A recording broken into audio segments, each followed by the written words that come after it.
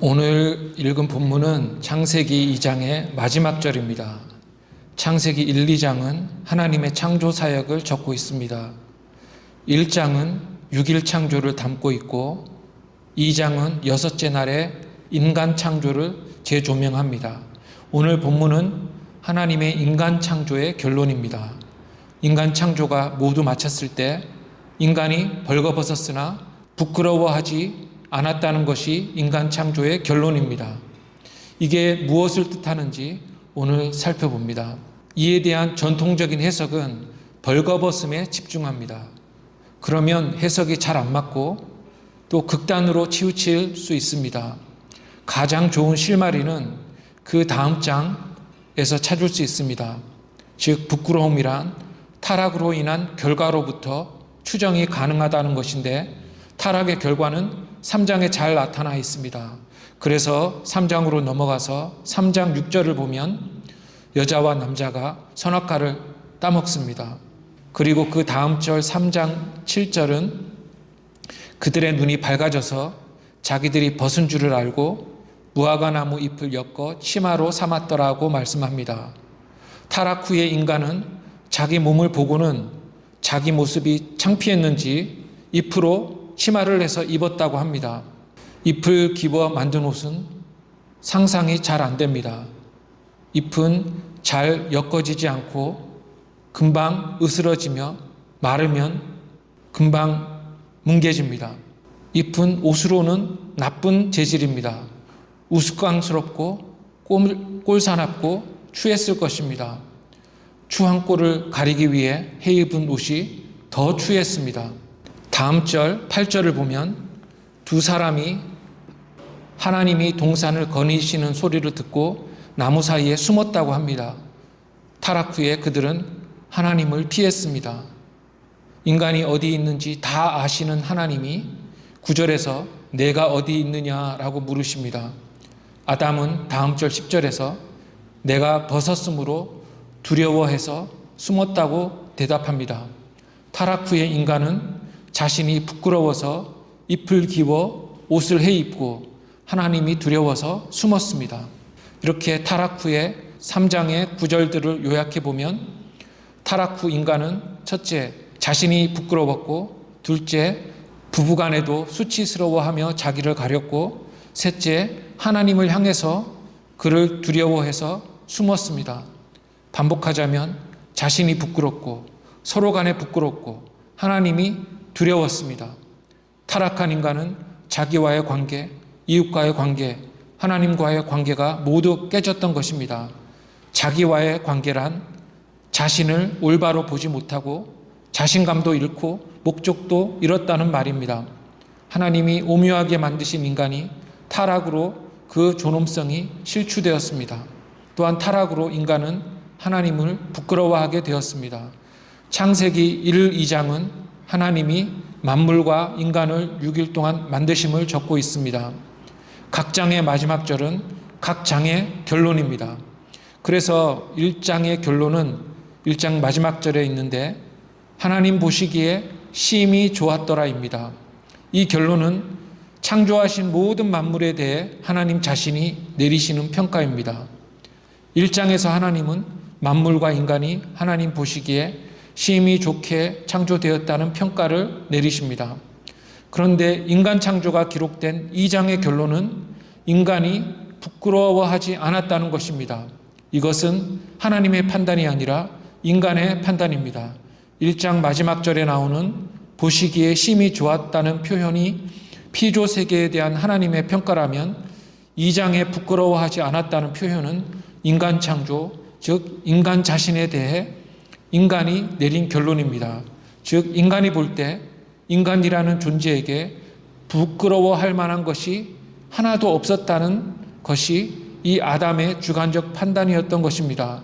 만물뿐 아니라 인간도 좋게 창조되었음을 말하는 것입니다. 만물이 하나님 보시기에 좋게 창조된 반면에 도덕적 존재인 인간은 부끄러워할 것이 없게 창조되었습니다. 쉽게 말하면 인간들이 자기 자신과 서로에 대해 보니까 부끄러워할 것이 없었다는 것입니다. 벌거벗음을 부끄러워하지 않았다는 말은 인간이 그 무엇도 부끄러워하지 않았다는 말입니다. 즉 에덴 동산의 인간은 자기 자신과 서로와 동산과 하나님을 자랑스럽게 생각했습니다. 여기서 저는 내가 복음을 부끄러워하지 아니하노니 라고 한 로마서 1장 16절의 바울의 고백이 기억이 납니다. 복음에 매인 바울은 이방인들에게 복음을 전하라는 사명을 받고 복음 전하는 사명을 행하다가 순교했습니다. 그에게 복음은 인생의 전부였습니다. 그래서 그는 내가 복음을 부끄러워하지 아니한다고 말했던 것입니다. 복음의 내용은 주 예수를 믿으라 그리하면 너와 내 집이 구원을 얻으리라 같은 구절이나 하나님이 세상을 이처럼 사랑하사 독생자를 주셨으니 이는 그를 믿는 자마다 멸망하지 않고 영생을 얻게 하려 하심이라는 요한복음 3장 16절 같은 구절에 잘 나타나 있습니다. 바울은 이 복음을 부끄러워하지 않았습니다. 예수님을 부끄러워하지 않았고 교회와 구원과 회심한 성도들을 부끄러워하지 않았습니다. 그는 그의 지식이나 배경이나 가문을 자랑하지 않고 복음을 자랑하고 십자가를 자랑했던 것입니다. 믿게 해주신 것과 이방인 전도 사명을 주신 것에 대해서 바울은 감사했을 것입니다. 그럼 바울이 복음을 부끄러워하지 아니했다는 말에 비추어 보면 아담이 벌거벗은 것을 부끄러워하지 않았다는 말의 의미도 크게 다르지 않을 것입니다. 창조 직후에 아담은 다음을 부끄러워하지 않았습니다. 첫째는 아담은 하나님이 만드신 만물을 부끄러워하지 않았습니다. 하나님이 만드신 세계와 자기를 두신 그 동산과 또 그에게 주신 모든 먹을 것들을 주신 것에 대해서 아담은 감사했습니다. 둘째로는 아담은 자기 자신을 부끄러워하지 않았습니다. 아담은 자신에게 하나님이 영과 육을 주신 것에 대해 부끄러워하지 않았습니다. 아담은 자기 몸 전체를 하나님이 정교하게 신묘막측하게 만드셨음을 알았습니다. 아담은 잘생겼을 것 같습니다. 그러나 못생겼다 하더라도 부끄러워하지 않았을 것입니다. 시편 139편을 보면 다윗이 자신의 몸을 부끄러워하지 않고 하나님께 감사하는 부분이 있습니다. 두 구절만 읽어보면 13절 14절에 주께서 내 내장을 지으시며 나의 모태에서 나를 만드셨나이다. 그 다음 절 14절에서 내가 주께 감사하옴은 나의 지으심이 심히 기묘하심이라. 주께서 하시는 일이 이 기이함을 내 영혼이 잘 아나이다. 아멘. 이런 다윗의 시처럼 인간의 몸은 정말로 놀랍게 만들어졌습니다. 그것은 상상할 수 없을 정도로 정교하고 놀랍습니다. 우리에게 이런 몸을 주신 하나님께 감사한다는 표현이 바로 부끄러워하지 않았다는 말입니다.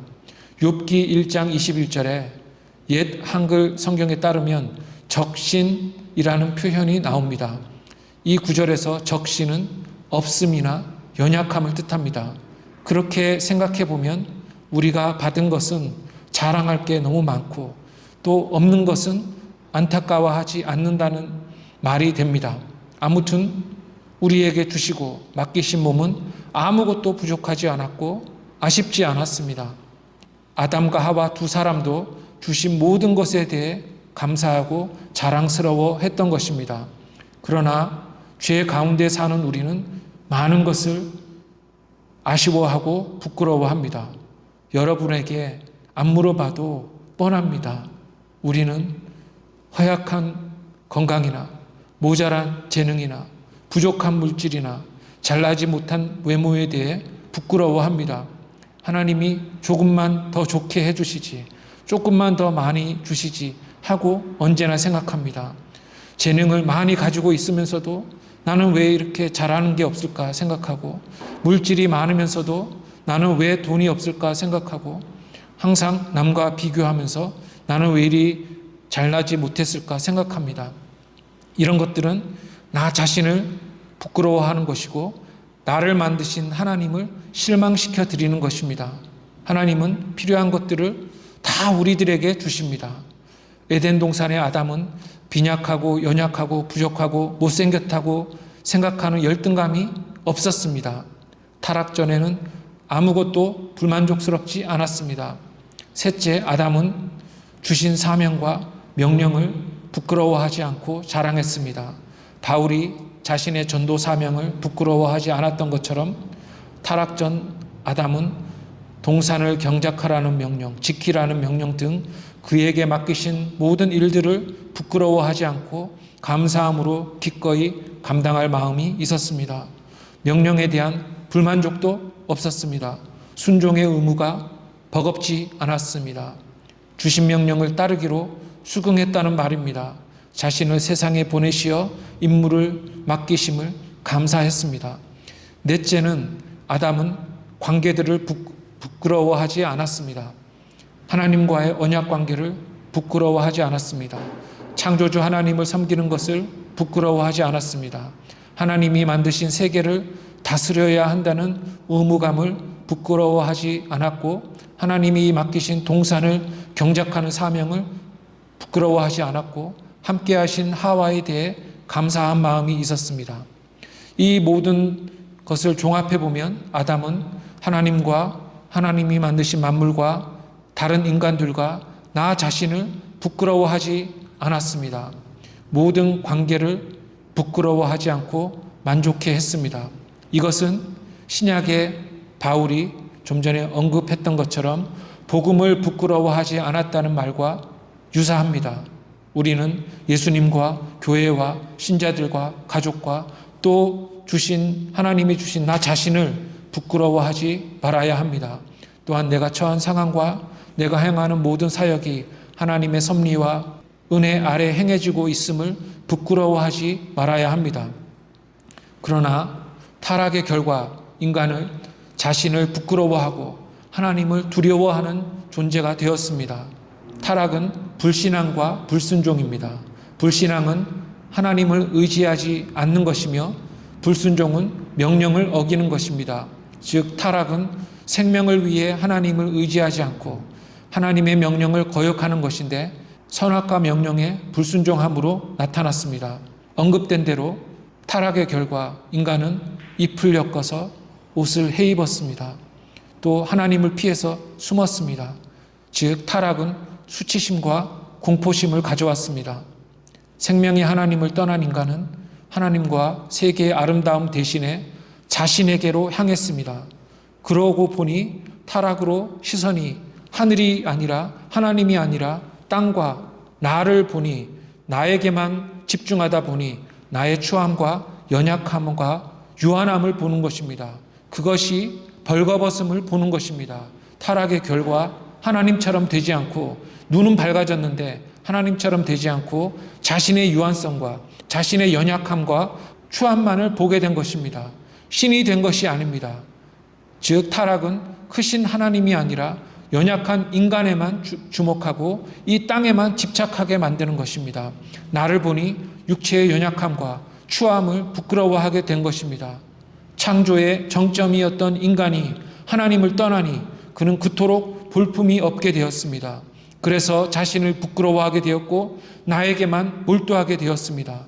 모든 것을 공급하시는 하나님 대신에 내 육체를 바라보니 내 몸을 꾸미는 옷, 문신, 장식 등에 집착하게 되는 것입니다. 그러나 이것은 당연히 잘못된 것입니다. 그들이 잘못했다면 그들이 해야만 했던 것은 죄를 회개하는 것이었습니다. 죄의 뉘우침 없이 인간의 연약함과 한계에 대한 수치심만 생겼다는 것입니다. 범죄한 인간이 해야 했던 것은 부끄러워함이 아니라 죄를 깨닫고 뉘우치는 것이었습니다. 그래서 이 탁월한 칼빈은 수치심과 죄의 자각을 이렇게 대조한 유일한 신학자입니다. 칼빈에 따르면 인간은 타락이 죄의 문제가 아니라 몸의 문제라고 착각하게 만들었습니다. 즉 칼빈은 수치심을 뉘우치기를 거부하는 인간의 핑계에 불과하다고 보았던 것입니다. 지성과 마음의 격정 속에서 하나님을 반역한 그 인간들은 지금 자기들의 타락을 육체의 연약함과 볼품없음에 돌리는 것입니다. 문제는 육체가 아닙니다. 그럼에도 불구하고 그들이 육체로 문제를 돌리니 육체를 숨길 장소를 찾았던 것입니다. 그러나 흙덩어리에 불과한 인간이 하나님을 떠나서 의지할 곳은, 숨을 곳은 없는 것입니다. 마음 깊은 곳에 회개보다 몸에 대한 수치심만 가졌던 것입니다. 타락한 인간이 재판장이 되어 잘못을 고백하도록 만든 것은 회개가 아니라 수치심이었습니다. 그러나 그들은 회개하지 못하고 수치심과 두려움에 사로잡히고만 말았던 것입니다. 그들이 택한 것은 회개가 아니라 하나님과의 단절이었습니다. 그들은 하나님을 멀리하고 어느 누구도 접근하지 못하도록 장벽을 쌓기 위해 잎이라는 아주 얇은 곳으로 몸을 가리며 옷이 자기와 하나님 사이를 막을 수 있다고 생각하고 하나님의 임재로부터 숨으려고 시도했던 것입니다. 그러나 옷은 무의미하고 우스꽝스러웠던 것입니다. 그러므로 부끄러움이란 하나님이 만드신 이 탁월한 우리 몸에 대한 것이었고, 타락 후 인간이 연약하고 추한 몸이 부끄러워졌던 것입니다. 몸뿐 아니라 하나님과 하나님이 만드신 모든 피조물과 하나님이 주신 동상과 하나님이 주신 모든 명령이 모두 창피했던 것입니다. 타락 전에는 어떠한 부끄러움도 없었습니다. 그러므로 우리는 창조와 복음을 부끄러워하지 말아야 합니다. 세상은 부끄러움을 감추려는 것이 목적으로 작동하는 세상입니다. 세상을 따라가면 안 됩니다. 나의 유한함과 연약함에 좌절하는 것이 아니라 하나님과 그가 맡기신 일들을 감당해야 합니다. 신자의 본분은 꾸미고 돈 벌고 명예를 쫓는 것이 아니라 하나님을 의지하고 그의 뜻에 순종하는 것입니다. 그러는 동안 서로 돕고 사랑해야 합니다. 불의란 범위가 좁은 것입니다. 하나님이 만드신 온 세상이 아니라 나 자신만을 바라보는 것이 불의입니다. 만물에 대한 사랑 대신에 나나 내 주위에 있는 가족이나 친구만을 사랑하는 것이 불의입니다. 반면에 온전한 의란 온 세상과 관계됩니다. 온 세상을 두고 기뻐하고 감사하고 기도하고 내 작은 일도 온 세상을 위해 하는 일이라고 생각하고 해야 합니다. 나만 바라보면 모든 것이 부끄러운 것이 됩니다. 천국은 수치심도 두려움도 없는 곳입니다. 그곳에는 완전한 만족과 참된 기쁨이 있고 부끄러움이 없습니다. 신자가 부끄러워하지 않으려면 창조와 복음을 잘 알아야 합니다. 하나님이 창조하신 이 세계와 우리를 구원하신 복음에 대해 모르면 그것들을 부끄러워하게 됩니다. 열심히 배우고 사역하여 세계와 인간을 세상에 보내신 목적을 이루어 드리는 우리 모두가 되기를 주님의 이름으로 축원합니다. 기도하겠습니다. 하나님 아버지, 우리는 부족하지만 전능하신 하나님이 우리 하나님이실 때 우리가 완전함을 다시 한번 깨우쳐 주시니 참으로 감사합니다. 우리의 시선이 나를 향하지 않고 항상 눈을 들어 하나님을 보며 하나님이 만드신 세상을 보게 해 주셔서 아무것도 부끄러워하지 않고 두려워하지 않고 십자가만 자랑하고 맡기신 일들을 신실하게 행하는 우리 모두가 되게 해 주시옵소서. 예수님의 이름으로 기도합니다. 아멘.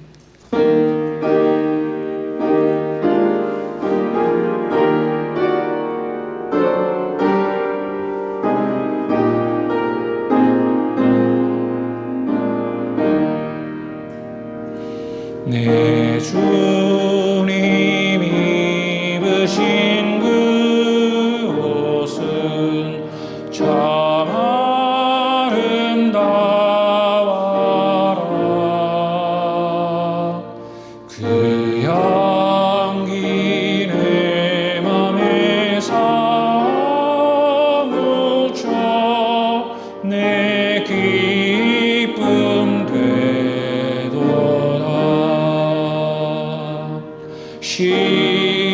시온성보다 더 찬란한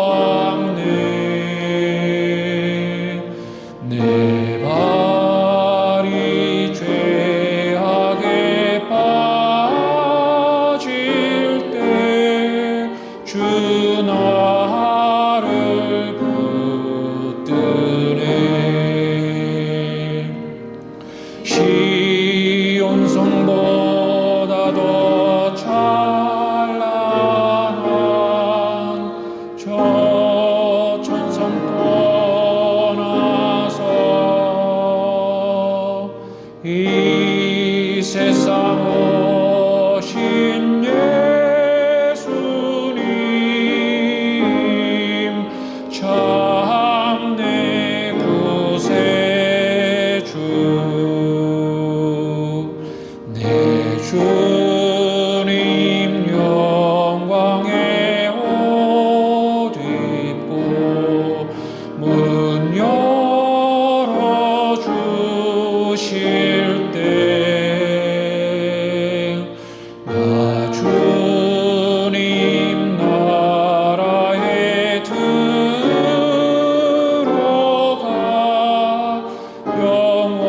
영원히 살겠네. 시온 성보다 더 찬란한 저 천성 떠나서 이 세상